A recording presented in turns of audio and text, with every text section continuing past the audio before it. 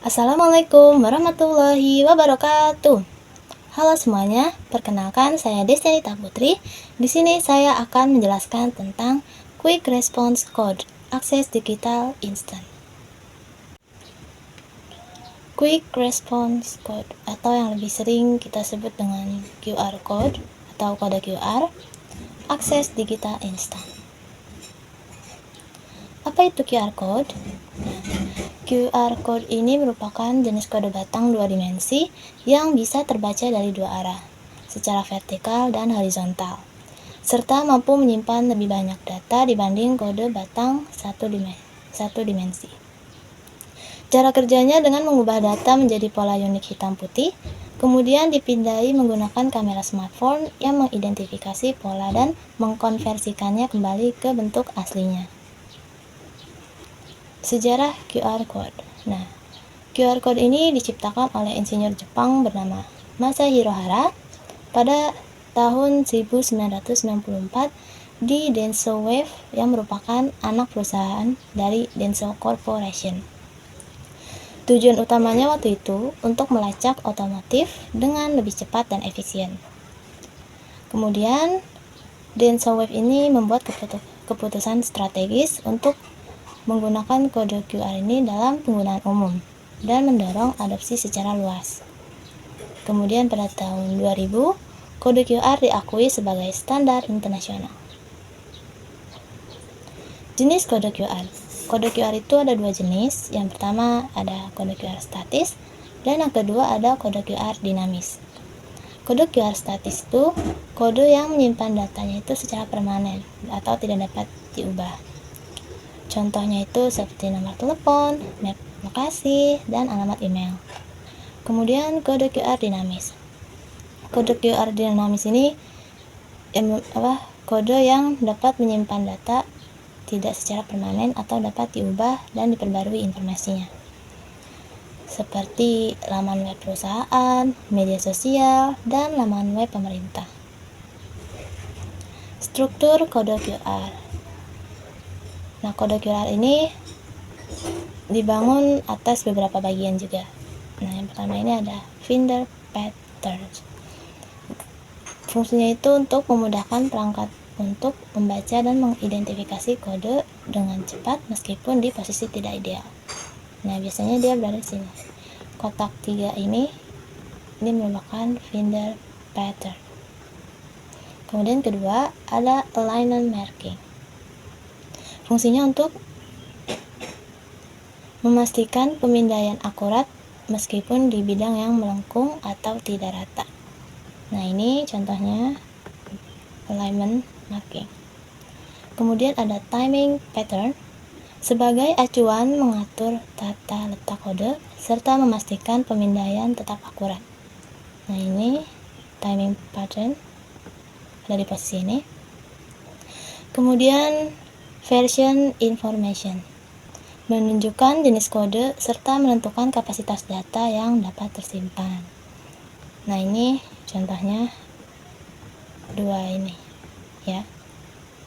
Lanjut, ada format information, yaitu untuk tingkat perbaikan kesalahan dan jenis pola masker yang diterapkan pada kode. Nah, ini bentuknya biasanya. Kemudian ada data dan error correction keys, yaitu untuk sistem koreksi kesalahan yang memungkinkan informasi tetap dapat diakses meskipun ada bagian kode yang rusak. Nah, ini merupakan bagian datanya, data dan error correction keys-nya.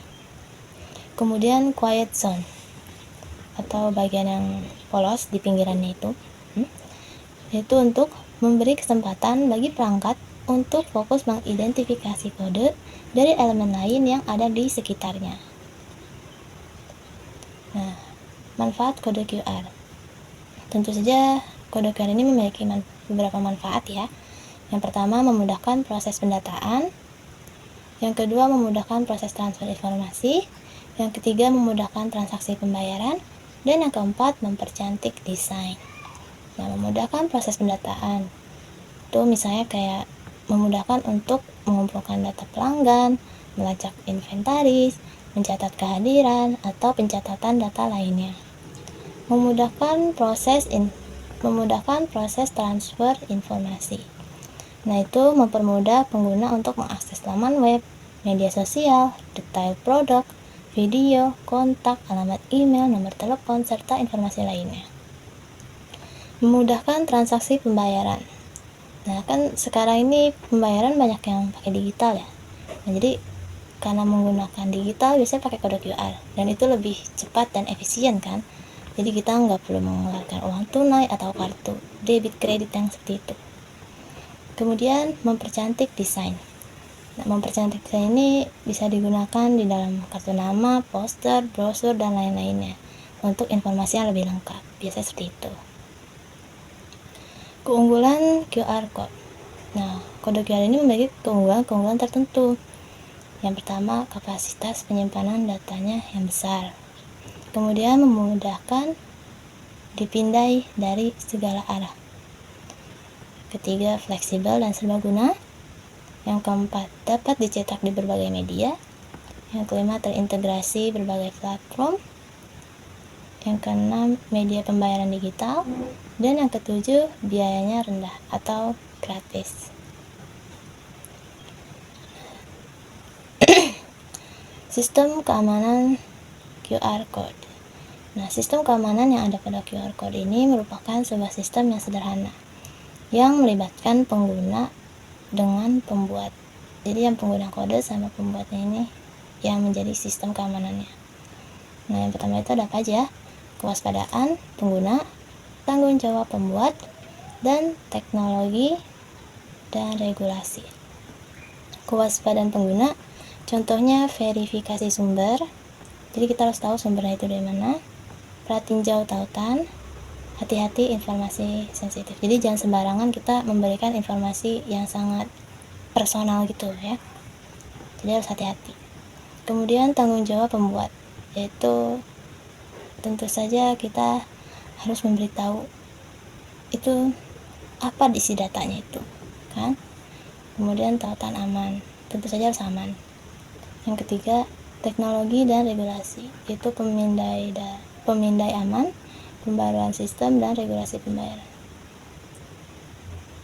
Jadi tentu saja tiap bulan harus ada update sistem untuk lebih aman lagi sistemnya. Kemudian ada etika penggunaan QR Code, yaitu ada transparansi.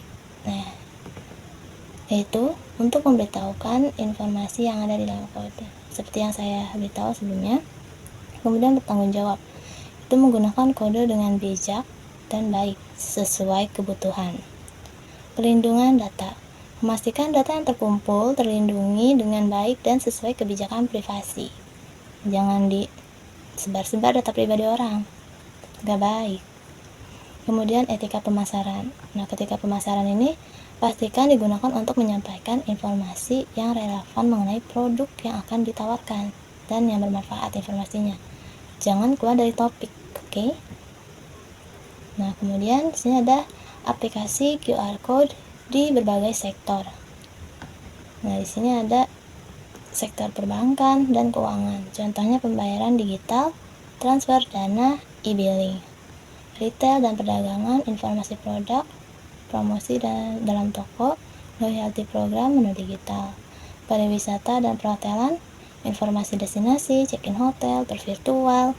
Pendidikan, akses materi, pembelajaran, pendaftaran dan kehadiran, informasi sekolah atau kampus. Kesehatan, pelacakan kontak, rekam medis, informasi obat. Transportasi, tiket elektronik, informasi jadwal. Pemasaran dan periklanan, tautan ke situs web atau landing page, media sosial produk, video promosi, kontes dan undian, e-kupon atau diskon. Logistik dan manajemen inventaris, pelacakan barang, inventaris gudang, manajemen aset, penggunaan pribadi, berbagi kontak, tautan portofolio atau resume, dan koneksi wifi, dan masih banyak lagi ya kawan.